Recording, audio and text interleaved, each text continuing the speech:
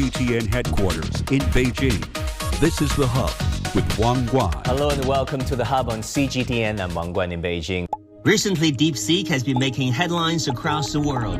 This AI model highlights China's growing competitiveness in the global AI race, as it is considered to outperform other popular models at much lower costs. Many see it as a potential new path towards achieving AGI, or artificial general intelligence.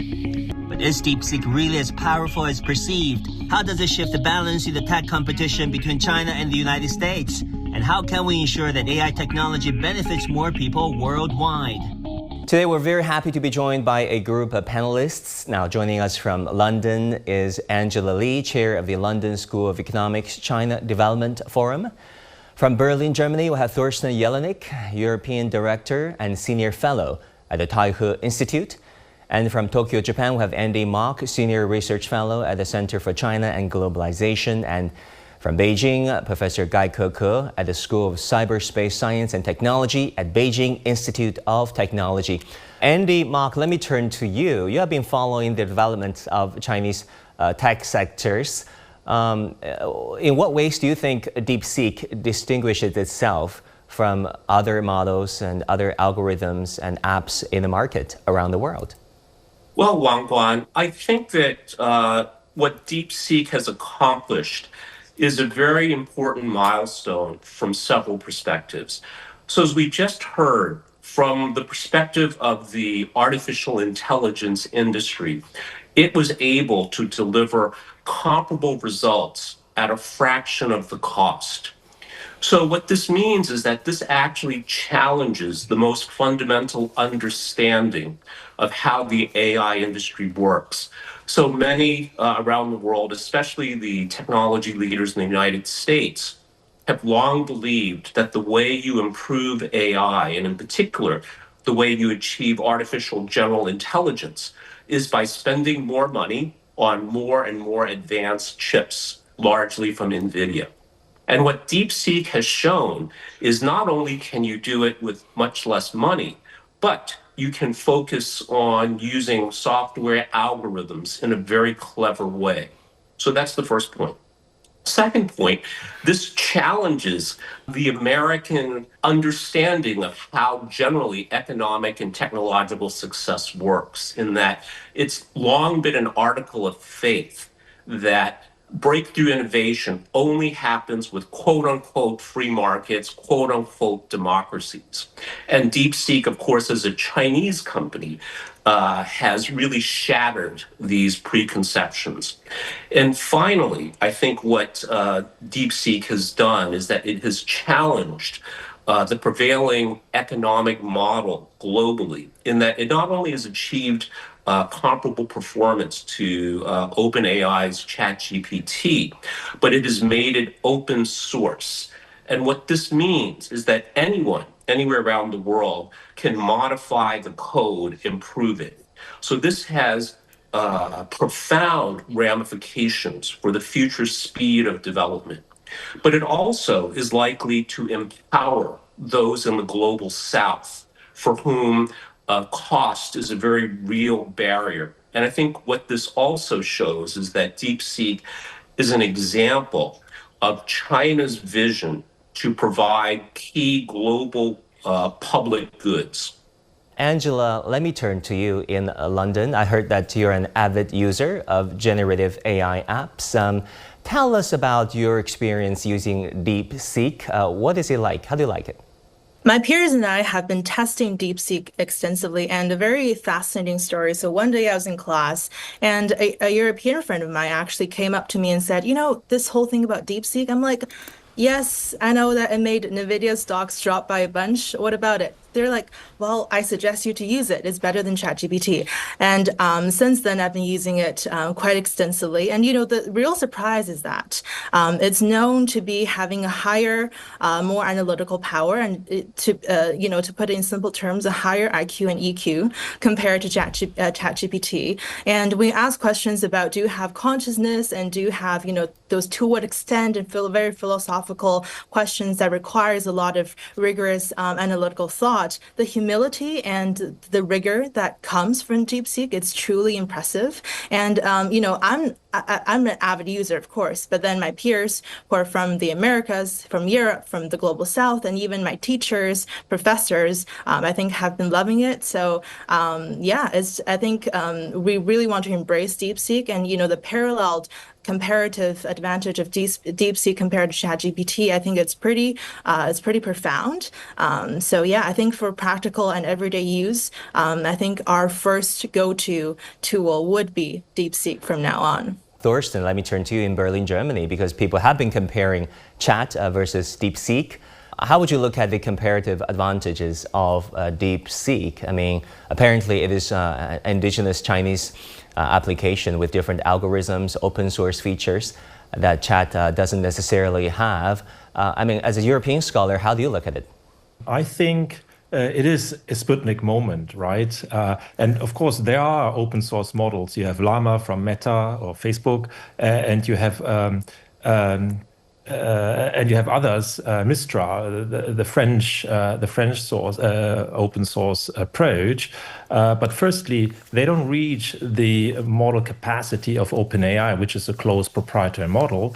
And with DeepSeek being open and reaching that performance makes it really a true remarkable moment, I think, in this AI history now, and I think it will be remembered for that. If you also compare on the open source approach, those open source approaches you see with Meta, for example, they are not as open as the approach offered by DeepSeek for the R1 model and for the V3 model, these two different models. And so basically, any user can use it freely and also commercially. So there's basically no strings attached to that model. And, we are running a startup here. And the first thing we did, we downloaded the version and we linked it up with a agentic system where you can create agents and it works immediately. So it's fantastic experience. Of course, I think we will have more discussions. There are lots of shades of gray, nevertheless, in terms of performance, costs, etc. Professor Gai, I really want to ask you about some technical specifics.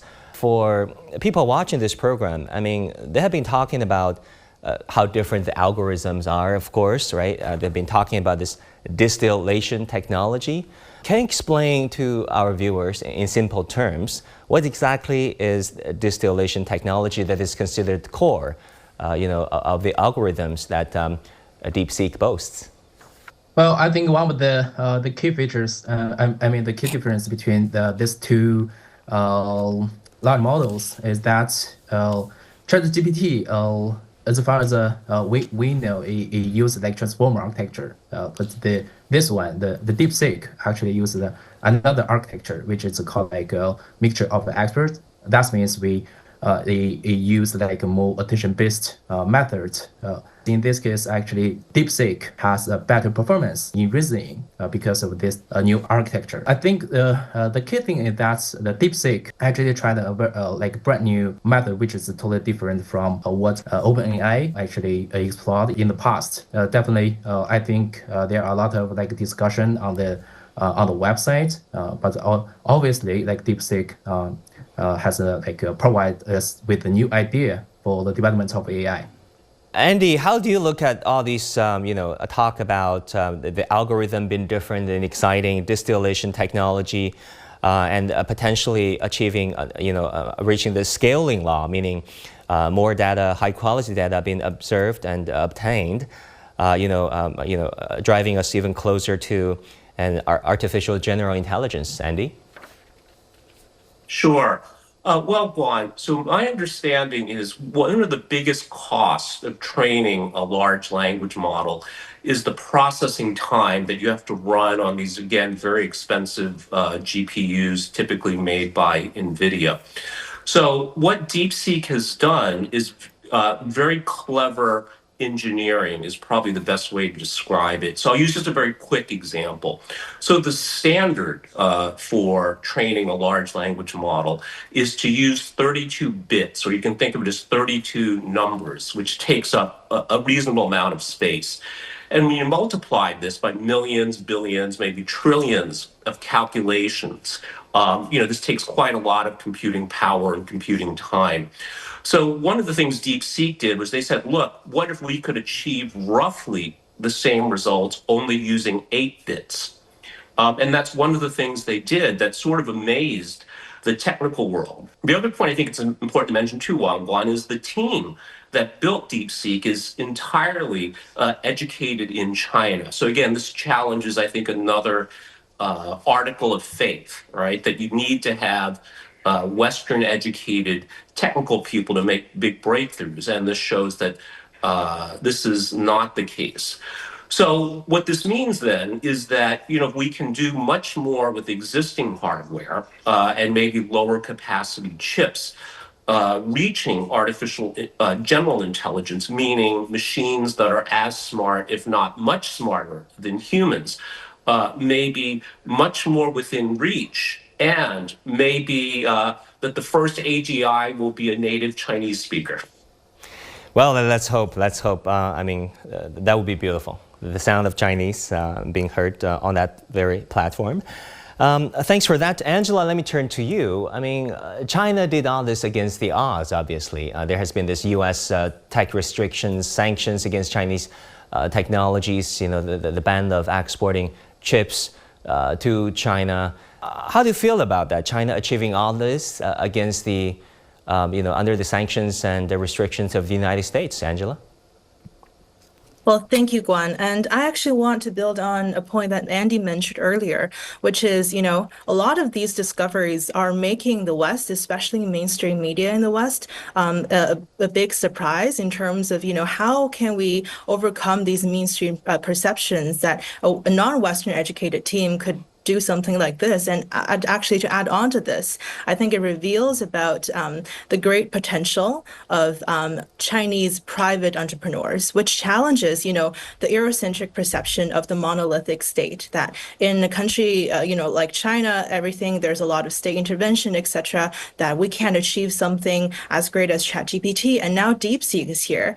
One, it reveals that Chinese educated, mainland grown, a team of millennials can do something as great as this, but also the power and the capacity of the Chinese private entrepreneurial sector. So that's one thing I felt about it. And second of all, I think across Europe, especially in the UK, people are having a more pragmatic stance towards it. It's less polarized, less hawkish, and less zero-sum mentality. For example, Keir Starmer, he recently unveiled a plan to use AI to boost productivity. And there's all this talks about, the centuries-old Jevons paradox of, how we can achieve or use AI to boost consumption. I think all these very pragmatic talks are definitely helping the narrative. And I think it's very imperative that we kind of ditch that monopoly of innovation, hegemonic narrative that the U.S. is trying to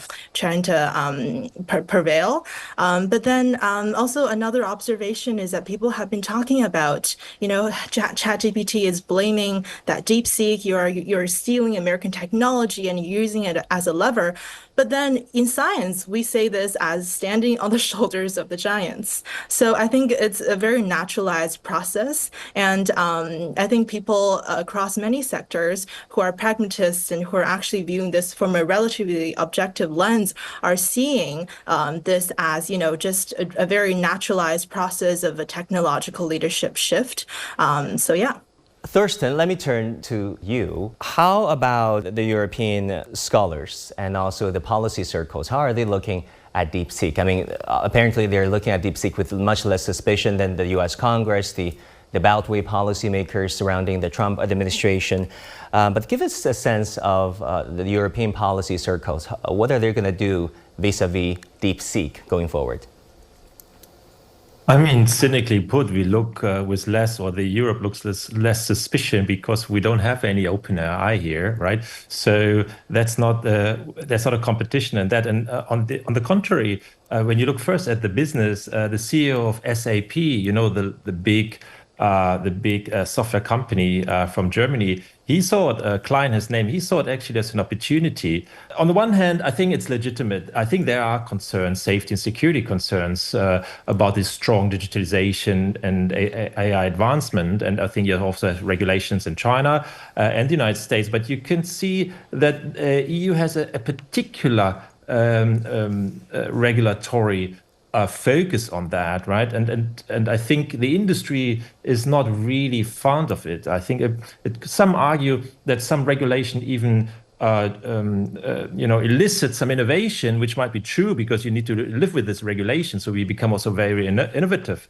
But obviously, we don't have a DeepSeek now, which emerged in Europe. So, and then instead you have Italy, Ireland, Belgium, France, were the first countries which were immediately suspicious and investigating. There are legitimate concern, but I think this kind of risk-based approach or regulatory approach is less one of having just these concerns and having a fair competition, but more of protectionism, what we see. Yeah. And I think that's the unfortunate case here in the EU. Thorsten, you brought up the concept of the Sputnik moment. That is, of course, well studied. That was a moment in 1957, if I remember correctly, when Dwight Eisenhower, then President of the United States, was sufficiently alarmed by the Soviet Union, who put a manned spacecraft into the orbit.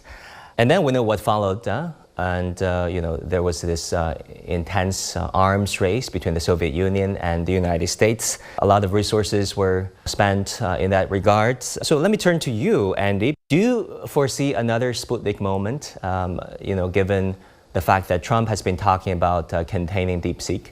The US Congress has been talking about getting alarmed by the DeepSeek. What's going to happen next? Well, I think we certainly are witnessing a Sputnik-like moment here at Wang Guan.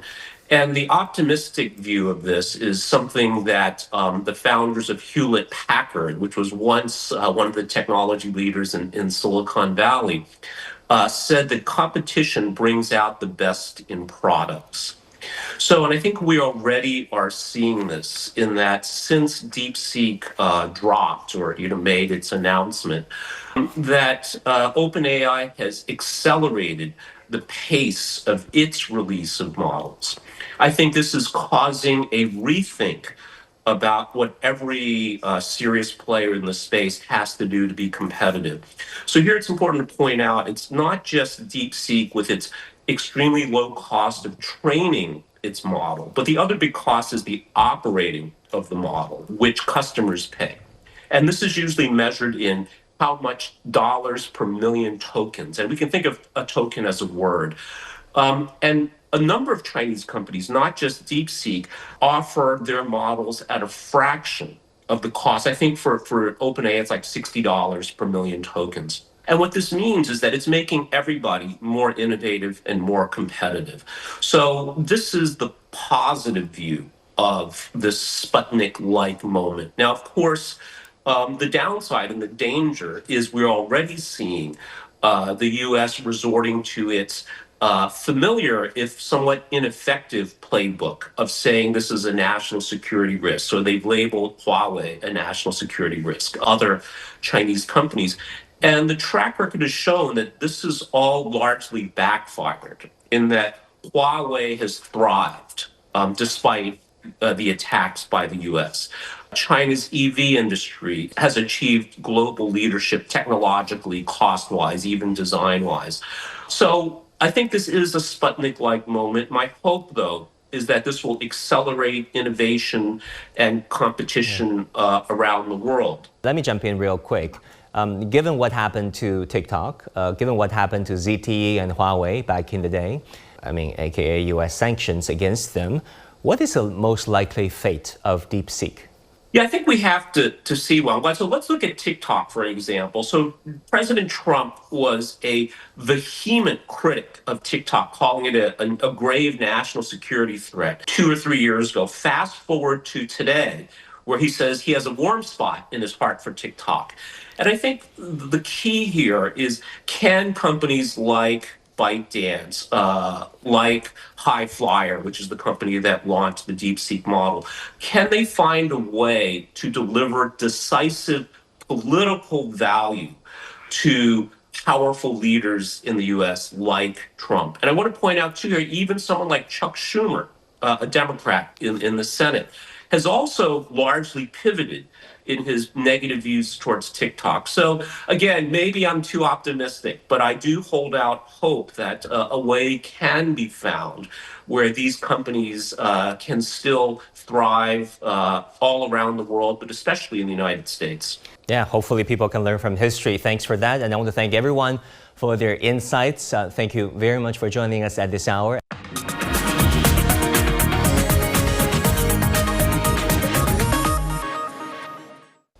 Now, with global competition in science and technology intensifying, how is China positioning itself at the forefront of innovation? Our reporter Wang Guan recently went to UBTech, a leading humanoid robots and smart service robots company, and talked with Michael Tam, Chief Brand Officer of UBTech Robotics. 悟空，悟空，你在吗？我在你的心中。 So can you imagine a world where what we once saw in the science fiction films is becoming reality? The humanoid robots, once a fantasy, is now stepping out of screen and into our lives. They could be a tour guide in the showroom, a quality inspector in the factory, or even a companion at home. In China, humanoid robots are gradually being used in diverse scenarios, paving the way for their integration into our daily lives. Data shows that China's humanoid robot market is expected to reach about 870 billion yuan by the year 2030, becoming a new hotspot for the future. Mr. Tam, it's our great pleasure to have you here with us. This year, humanoid robots has been made headlines in China, from performing the Yankou dance at the Spring Festival Gala to working on the production lines in automobile industries. Do you think 2025 will be the year humanoid robot truly take off and experience explosive growth? In the last 2 years, actually, is a boosting years for human robots. There are hundreds of the newborn companies in the human robots areas. So not this year, actually those last 2 years, with the coming breakthrough of the AI, especially the LLM breakthroughs in the AI industry, actually push the human robots into the next level. We can imagine there's more breakthrough in 2025. That could help to set up a very strong pushing power to make a human robot coming into the mass production areas. You see, UBTech already applying our human robots in the EV, production manufacturing already in 2024. So we are already have so many scenarios in the manufacturing areas with human robot together. We are doing the POC, the proof of the concept for human robot entering into the manufacturing. In a years of the POC, the proof of concept for introducing those manufacturing new productive forces into the EV car manufacturing. We already have the first stage developments of whole years of manufacturing with human robots. Okay, I understand. So, but we know that this industry is still in a very early stage of commercialization, but it has like huge potentials, but also fierce competition. So how do you see China's position in this competitive arena? We own so many advantages here in Chinese market. First, we have the full range of the industry catalyzations. So that helps us not only from the help of the